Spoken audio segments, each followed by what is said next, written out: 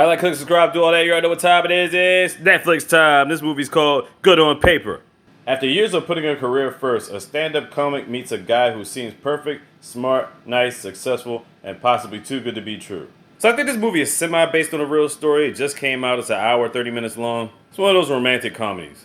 Spoiler alert, let's get it. So we get this stand-up comedian by the name of Andrea Singer. She starts off by telling this grandparents joke. This shit's hilarious. So she's like a 34-year comedian now trying to get into acting, but she doesn't really get the part. But this obnoxious chick named Serena does get the part. Everywhere Andrea goes, Serena's there. She's just one of those chicks that's obsessively annoying, and Andrea knows it. So she's on a plane to go to her next show. She's lined up at the terminal, and this guy by the name of Dennis picks up her ticket that she didn't know that she dropped. So she gets on the plane and the stewardess stops giving her cranberry juice because he done jugged down a whole bunch of them. And Dennis just happens to be getting on the same flight with her. They get to talking, they enjoy each other's vibes. Then Dennis makes a phone call to his supposed girlfriend, Cassandra. He supposedly graduated from Yale, he's a leader of a hedge fund. His girlfriend's supposed to be some type of model. But that's what he tells Andrea anyway. Then he finds out he's actually talking to a real comedian. Yeah, he tried to play it off like he didn't know who she was at first. And then we get a bit where she's telling another joke. Yeah, this happens throughout the movie. So when she's telling the jokes, that's in real time.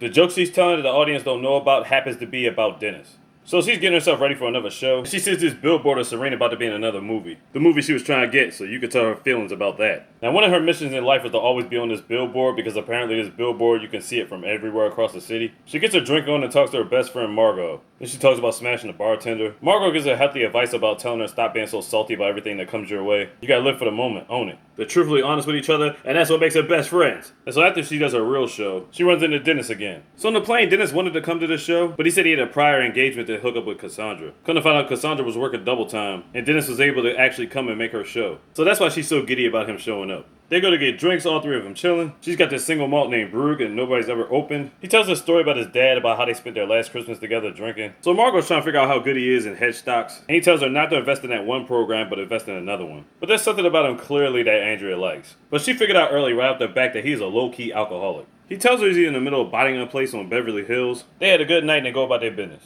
Later on, she ended up giving the business to the bartender or some T-Pay shit. Man, y'all know what I'm talking about. She was hanging out with him more and they ended up becoming like best friends. He helped her work on her acting. She liked a lot of things about him, but she couldn't see herself being in a relationship with him only because she just didn't like the way his body looked. I'm sorry for even showing that. That was terrible. She didn't want to shame him for that because she does like his personality. She was probably just used to getting more muscular guys. So now she's talking about this gig she could possibly get called Space Cadet. It could run for like 30 episodes in the first season. She knows it's lame, but she really wants to do it. The thing is, if she gets the part, she has to move to Vancouver and she'll be there for like 5 months. You can tell Dennis is not too receptive to this maneuver. But it'll be good for her because she don't have to constantly be on the road for the time being. So she's like, yeah, can we ever get this done? He's like, yeah, I got a date anyway too. You ain't got no goddamn date. Then we get back to some real life stand-up for a little bit. Now every time she does real life stand-up in this movie, it relates to the scene that just passed. Afterwards, they kind of double date. Margot's got herself a little girl. He always got to have that one heckler starting shit. Margot straightens his ass out quick. So then they go out and get themselves something to eat, just the two of them. And then Dennis asks Andre to be his girlfriend. At first, she didn't even know how to respond to that. Then he said he got her a gift from Cartier as like a bracelet. But they made a mistake on the metal or something like that. But even though she wasn't expecting anything that fancy, he pours on the charm. Can't front. One of his cars got declined and she automatically paid for it. She was like, don't fight me on this. And that's it. So she's chilling with her friend Margot and then she gets a call from her agent and she gets the job for the Space Cadet joint. So she goes out to celebrate with this random guy. She's getting whiskeys and all that. She don't even drink whiskeys like that. Like, not heavy like that. Picking up some of Dennis's habits. So while she's on a date, she gets a call from Dennis. And she rushes over to him right away. Apparently his mom is suffering from cancer. It's a weird name to it. The only reason she figured it out because she did a pilot for a nursing show or something like that. She tried to make him laugh because she said the show was called Special Med. I'm like, ugh.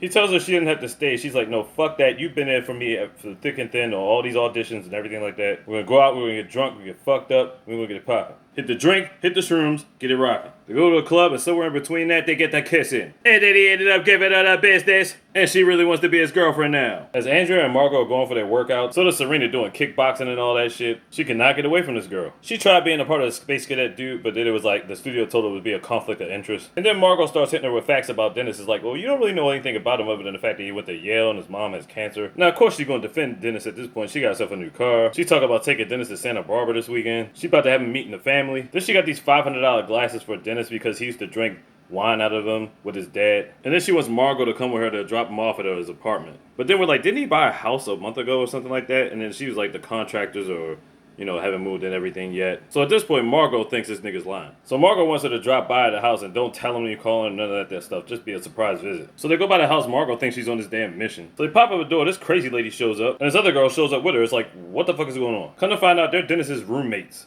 Andrea obviously never knew about this. Margot's actually crushing on one of them, on Maggie to be in fact. Leslie's a painter. She paints about her nightmares. She's essentially crazy. So she drops off the gift and then they go about their business. So she calls Dennis about the situation. He's being all dismissive. And they're thinking to themselves, he had all this money. Why does he need roommates? And then he just hung up on her. Yeah, God, that's the one thing you just don't do. Then she started making up excuses for him about, his mom dying and all this other stuff. So then he comes by the house and actually she's packed already. He's like, are you insane? Did you just not forget the conversation we just had in the car? So he talks the situation over to her, smooths it over and all that. So the trip is back on, but she still wants to know where his house is. Or the one he's having built or something, I don't know. So he works on her feelings and says, hey, we can go over there right now. Her mom's still asleep, but we can go in there. And she's like, no, I don't want to barge in on her. So Dennis goes to the car. She gets a phone call from Margot. So she called the Yale registry. She said the last Dennis they had was back in like 1980. And he didn't play golf, but they did have one there for fraud. But her and Dennis just got back on track, so she's not trying to hear none of this shit. So now they're on their trip. They meet up with a cousin and his fiance, who just so happened to graduate from Yale. He plays it up just enough so his cousin will believe him. Trust me, the way he does it is fucking extraordinary. Obviously, I'm being sarcastic.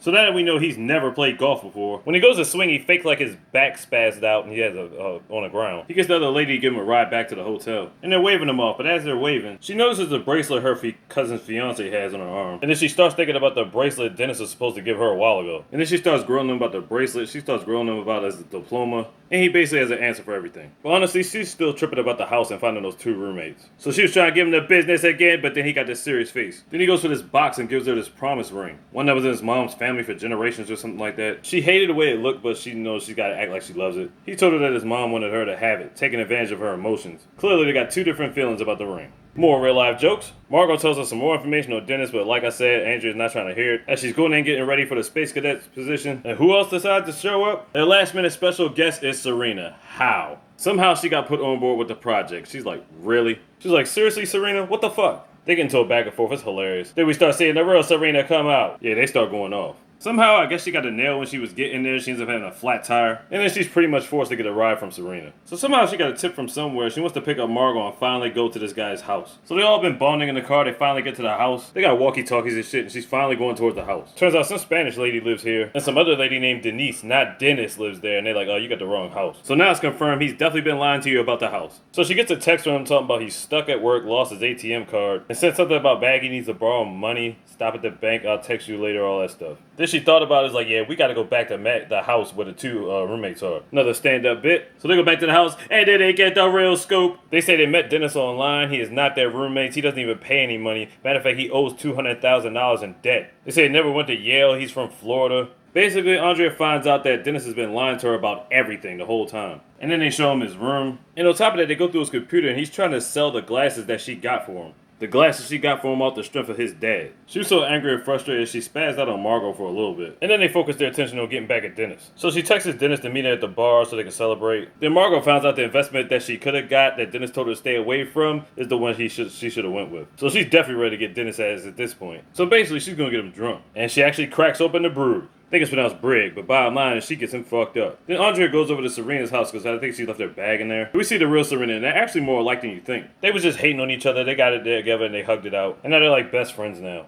Andrea comes back to the bar and sees Margot has Dennis all spread out on the fucking floor. So then what they do after is they basically kidnap him. So back at Margot's apartment, they're trying to get him through this heavy-ass door. They let go of the door by accident and they actually pinched his side. To the point where it cut a piece of his flesh off. That's a heavy-ass door. That shit should be outlawed. She tries to close up the wound and shit. It's just quite amazing even though how much as he's drunk, he didn't feel a fucking thing. So basically, they're just waiting for him to wake up. Margot goes to the bathroom. She kicked him in his leg and he finally woke up. Like seriously, after having your skin pinched off, being burnt, all that, and a kick to the shin is the thing that wakes you up. So she basically knows he's a liar, but he's still denying the shit. And then he comes clean and does say that he lied to her ever since the day he met her. Now, he did give her back her ticket. But before he got on the plane, he said Andrea Singer was her girlfriend, and tried to put the flight in his name. In her name. So the call that he took that he was on the plane was not his girlfriend, it was just some person that he used to work with. So he had low self-esteem issues and basically thought he could never get a girl like Andrea. But dude, you don't get her by lying about everything. She lets him go and she just wants him done, like just get out of her life. Then he says goodbye and then he says, hopefully the next time we see each other it'll be under favorable circumstances. Oh boy. favorable circumstances for him because he sent the police over there to her charges of kidnapping. So now he's got in the courtroom pleading his case. And as fucked up as it is, he does have a hell of a point. While in the bathroom, he tried to manipulate her emotions one more time. And even then, she almost didn't see through it. Then he talks about himself being a better actor than you could ever be. And I can't front, his acting skills when it came to her are top notch. But she did her best and pleaded her case. We find the defendant. Y'all really want to know? You really want to know?